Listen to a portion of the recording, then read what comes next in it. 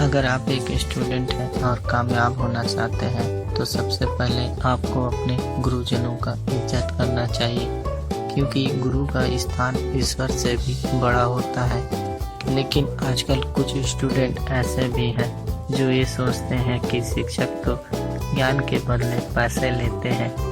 हाँ, शिक्षक पैसे जरूर लेते हैं, लेकिन वे ज्ञान के लिए नहीं। जो समय आपको वे देते हैं उसके लिए वे पैसे लेते हैं, क्योंकि ज्ञान की कोई कीमत हो ही नहीं सकती। वैसे भी हर इंसान जीवन के अंतिम सांस तक कुछ न कुछ जरूर सीखता है। चलिए हम आपको एक कहानी के माध्यम से समझाते हैं। बहुत समय पहले एक राजा हुआ करते थे जिन्हें पढ़ने लिखने का बहुत शौक था, इसलिए वह एक गुरु से ज्ञान लिया करते थे। हालांकि वह गुरु अपने आश्रम में ही सभी शिष्यों को ज्ञान दिया करते थे, लेकिन राजा के आदेश की वजह से वे राजमहल में आकर राजा को शिक्षा दिया करते थे। गुरु ने एक बार सोचा क्यों न आश्रम के सभी शिष्यों का एक परीक्षा लिया जाए।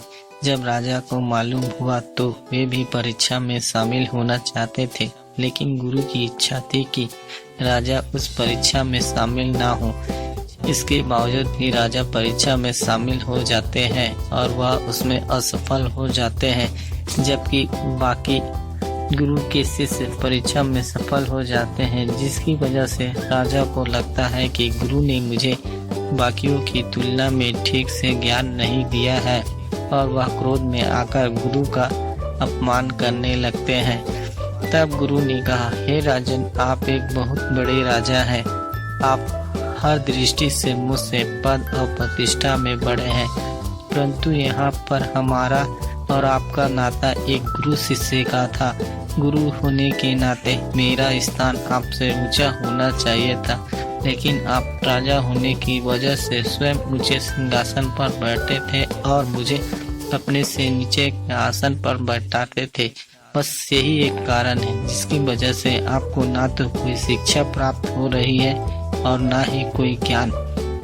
दोस्तों, अब आप समझ ही गए होंगे कि गुरु का स्थान सबसे ऊंचा होता है। जय हिंद, जय भारत।